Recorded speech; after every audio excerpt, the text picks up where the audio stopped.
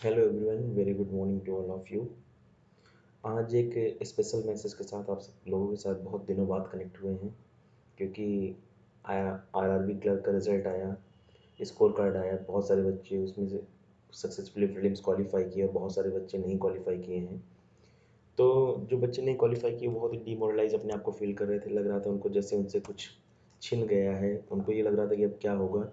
तो first of all बता दें कि देखो, आरआरबी जिनका नहीं निकला है, अभी इस टाइम रुकने का समय नहीं है। समझ रहे हो कि नहीं? मतलब कि ये जो सिनेरियो है ये एग्ज़ाम से भरा हुआ है। मतलब पहले आपने क्लर्क का एग्ज़ाम दिया, अब आपका आरआरबी पीओ का एग्ज़ाम दिया, इसके बाद जस्ट इसके बाद आपका लग जाना है आईबीपीएस पीओ। उसके तुरंत बाद आईबीपीएस असिस्टेंट हो ही गया है, मतलब आईबीपीएस असिस्टेंट हो गया है, फिर इसके बाद पीओ है। इसके बाद एक बड़ी अपॉर्चुनिटी आपके पास है एसबीआई पी क्लर्क का। इसके बाद आप लोग देंगे आईबीपीएस एसओ का। तो अभी आपके पास सोचने समझने का पछताने का समय नहीं है। इतने सारे एग्जाम्स आपके लाइन अप हुए हैं, जो हो गया जो नहीं कर सके उसके बारे में नहीं सोचना है। अब जो बच्चे जैसे जिनका था कि नहीं पीओ मुझसे नहीं, मैं क्लर्क पे फोकस करूंगा या फिर एक अच्छे ऑर्गेनाइजेशन में जाना है, तो आपके सामने एक SBI state bank of India की क्लर्क की बड़ी वैकेंसी आपके सामने है। और आपके पास अभी नियर अबाउट 48 डेज का टाइम है अपने आप को वेल प्रिपेयर्ड करने का।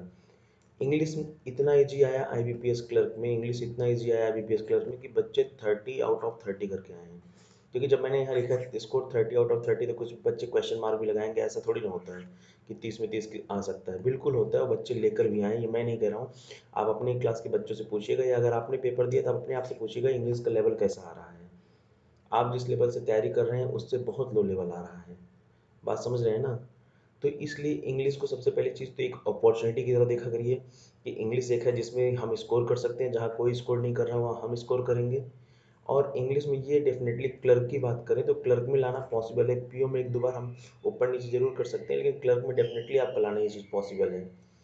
अब देखो, जो बच्चे नहीं हुआ है बिल्कुल भी परेशान ना हो, अब पूरा फोकस अपना वो लोग डाल दें आईबीपीएस पीओ पे और एसबीआई क्लर्क असिस्टेंट पे। ठीक है? अब पीओ की तैयारी करेंगे तो असिस्टेंट अपने आप हो ही जाना है, अगर अच्छे से मन लगा करेंगे तो।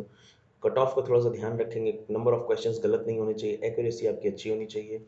और आज मैं आपको थोड़ा सा इसमें गाइड करूंगा कि आईबीपीएस पीओ के लिए और क्लर्क के लिए क्या कर सकते हैं। तो ज़्यादा फोकस आज का है क्लर्क के लिए, क्योंकि बहुत सारे बच्चे मैसेज किए थे कि जैसे वो असिस्टेंट एग्ज़ाम को ही टारगेट करके देते थे, क्लर्क का एग्ज़ाम ही देते थे।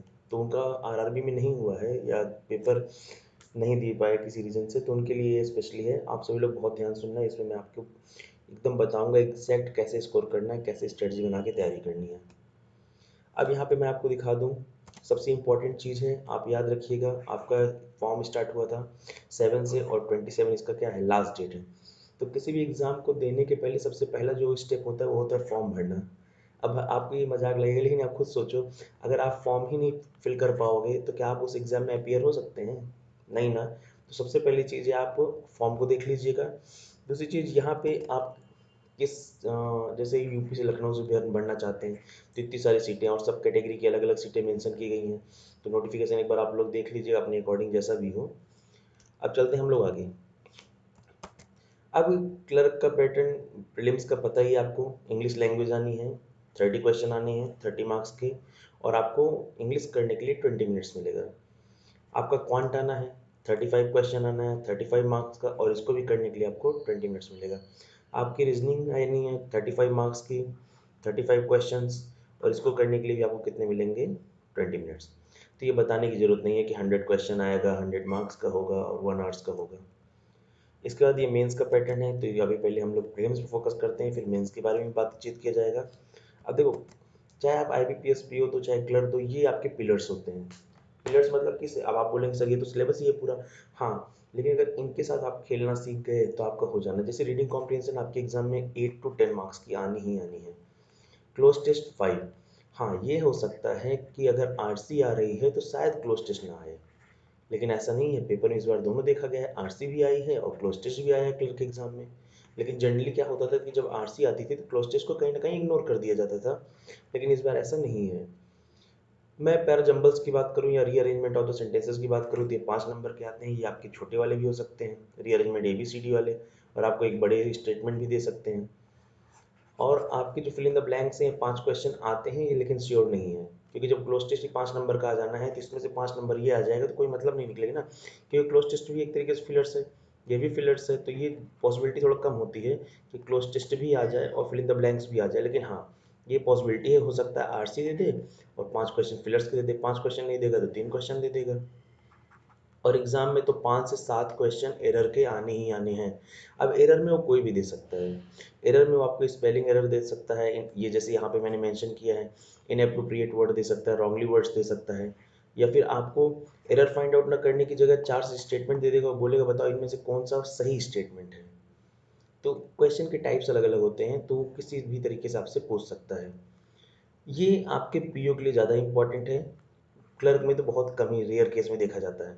लेकिन 7 नंबर की बात करें तो 7 नंबर आपके क्लर्क के लिए बहुत इंपॉर्टेंट है, क्योंकि आजकल आप कोई भी एग्जाम दे रहे हैं क्लर्क का, आपने आईबीपीएस दिया होगा उसमें भी देखा होगा, ऐसे 4 बड़े बड़े स्टेटमेंट देते हैं और इनको नंबरिंग कर दिया जाता है ए बी सी डी, और कहते हैं आपस में इनको सफल करो, जैसे ए को डी से हो सकता है, या सी बी से हो सकता है, या A and B C and D. आपने अगर एग्जाम दिया है तो आप इस पैटर्न को समझ सकते हैं।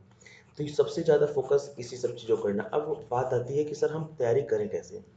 तो फर्स्ट ऑफ ऑल आपको ये बात याद रखनी है, सबसे पहले आपको स्पीड टेस्ट कंटिन्यूसली देना है। कंटिन्यूसली मतलब कि एक दिन में एक तो मिनिमम देना ही देना। आप 2 दे रहे हैं तो दैट्स गुड, अगर 2 नहीं दे रहे हैं तो एक आपको कंटिन्यूसली देना ही देना है।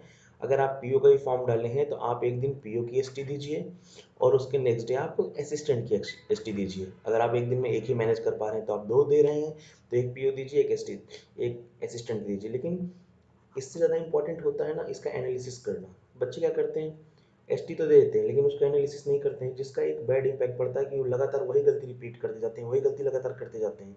तो ये चीज़ नहीं करना। सेकंड चीज़, एसटी तो आपको देनी है चाहे आप तैयार हैं या नहीं, चाहे आप पढ़े हैं या नहीं, क्योंकि एसटी हमें बहुत सारी चीज़ें सिखाती थी, जैसे हमारी गलतियाँ हमको सिखाती है।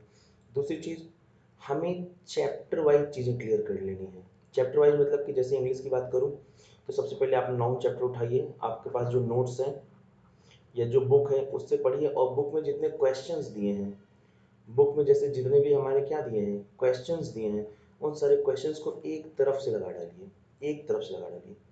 उनमें किसी तरह का कोई मिस्टेक नहीं, कोई वो कुछ नहीं, आलस दिखाने का तो समय अब हमारे पास बचा ही नहीं है। सबसे पहली चीज़, एग्जाम में जा रहे हैं तो आपको अब चैप्टर वाइज चीज़ें क्लियर होना बहुत जरूरी है। जैसे मैथ्स की बात करें तो आपने परसेंटेज लगाना है, तो अपना जो नोटबुक है, जो भी आपके पास कंटेंट है, चाहे वो पीडीएफ फॉर्मेट में हो चाहे जिसमें हो, उठाइए 60 से 70 क्वेश्चन आप चैप्टर वाइज पहले क्लियर कर लीजिए।